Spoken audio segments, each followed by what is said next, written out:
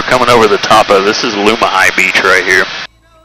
You guys that saw the South Pacific movie, that was Nurse's Beach in that movie. That was where she did the scene where she washed him right out of her hair. So if you didn't see that, that sounds really weird, I know, but I promise I didn't make it up.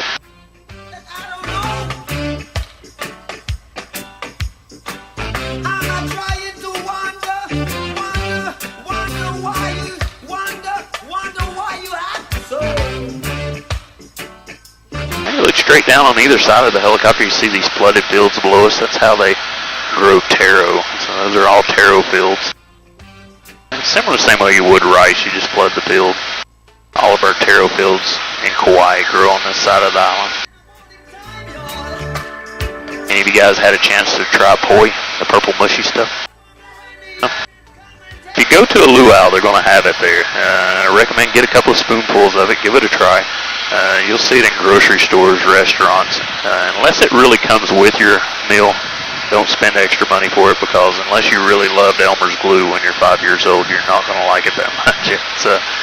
Try it. You may be the one. It's incredibly nutritional for you. It's just kind of bland. That's the biggest thing. It has a strange texture, but give it a try. It's part of the big part of the Hawaiian diet. These guys grew up with it. They love it. Those of us that didn't grow up with it, it's definitely an acquired taste.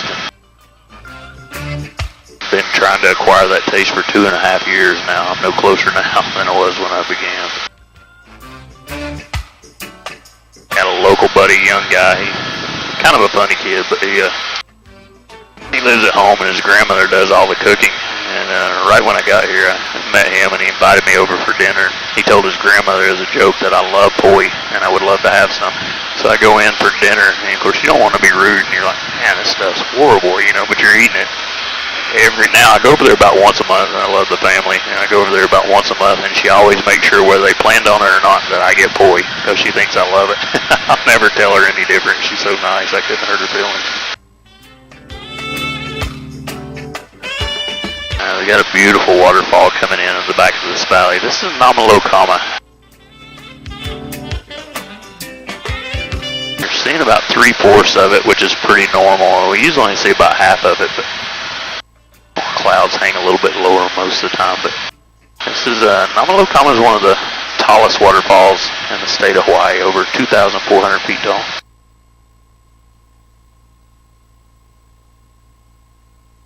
I'll bring that on both sides, make sure everybody gets a good view. You can see this from Princeville and Honolulu also, so while you're down there, look towards the mountains, you'll be able to check this out. There's a place I recall, not too big, facts kind of small. The people there know they got it all. All these extra waterfalls are just from the rain we had last night. This waterfall rarely dries up, but it was gone a couple of weeks ago. In the summer, it got really dry. Wailu River Valley is where I used to play. The canyons of Waimea, standing all alone. The magic of the garden now is calling me back home. When I was young, not too smart. This next valley we're coming into is truthfully probably one of my favorite parts of the island on days like today. You look across the valley, you see the power line runs left to right. Between that power line and this ridge we're about to cross, this is Honolulu Valley. It's a conservation area. There's no roads, no hiking trails at all throughout the valley. The only way to see it is really just to fly through. And what I love about it, look around how lush and green everything is on this side of the island. What makes it so lush and green is almost always covered in rain. So to see it on days like today where we have a lot of sunlight, really beautiful. There's several waterfalls throughout the whole valley. This one coming up on the left is Pacoa Falls. I'll bring several more up on the right here in just a minute.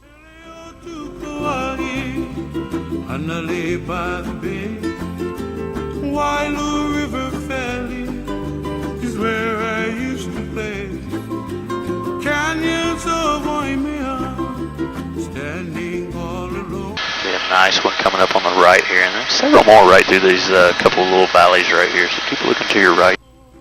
You guys that saw the last movie, Jurassic World, this is where almost all the aerial videography was done with the helicopter, was back here. Go back and watch that movie. A lot of these points you'll see in the backgrounds, the helicopters flying. I'll point out one here in a minute you can see in a couple of different movies. It's really easy to pick out, but you want to go back and look at the helicopter in that movie also. It's going to look exactly like the one you guys are flying in because it's ours. And so they just took our name off the top of the helicopter, changed the tail number in the back, but left the paint color and scheme in exactly the same way. And I flew that helicopter here in Kauai, also on the Big Island, after the movie, and that's where it's at now. It's down on the Big Island.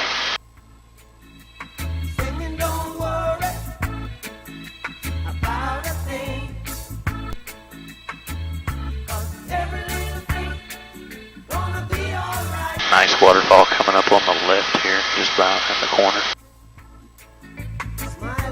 That was a landmark I was going to point out. If you look straight ahead, you see this white mineral deposit. It looks like a great big eye. That's a natural calcium deposit, but you can see that in two different movies, both times as the helicopter flies past it. Jurassic World, and then also Tropic Thunder with Ben Stiller. That was filmed here in Kauai, and so easy to see that in both movies. What do you guys think about Kauai from the sky? Incredible, isn't it?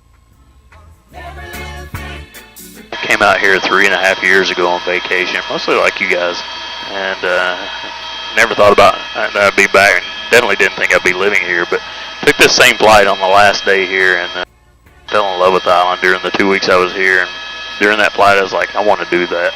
And so I was a helicopter pilot before I came here, but it was just a hobby for me. This is something that from the time I was 2, I was always fascinated with helicopters. So back in 2000, the Army Cobra pilot moved in close to my house. He had just left the military, started his own flight school, and so I started taking lessons from him. And every weekend I just do it for fun, and eventually got my private commercial and instructor rating. Started flying tours eventually over the Smoky Mountains of Tennessee, and never thought about making a living with it till I did this flight, and went home, started applying for the job thinking I'll never hear from those guys, but that way I don't have any regrets. I at least tried, right? 6 months later I got a call from these guys and offered me a position on the Big Island and then transfer up here, but before I came out here I was your UPS guy. That's what I did for a living for 27 years, 4 months, and 3 days, and started at 18 years old, all I'd ever done my whole life when I was in college. The scariest thing I've ever done is quit that security, give that job up, move halfway around the world where you don't know anyone, take a chance and a leap of faith, try to live out your little boy dream. But 2.5 years later, absolutely no regrets. Love this place, love the people here.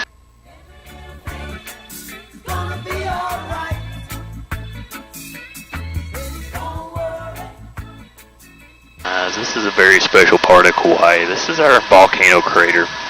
We skip this at least 65% of the time. You can see the cloud build up above it. That usually comes all the way down to the ground a lot of days. This is where we receive the 450 inches of rain. So more often than not, we have to go just skip this up. So today it's absolutely beautiful, wide open. I want to take you guys all the way in the back. So welcome to the birthplace of Kauai, the volcano crater, the heart of Kauai, Mount Waialeale.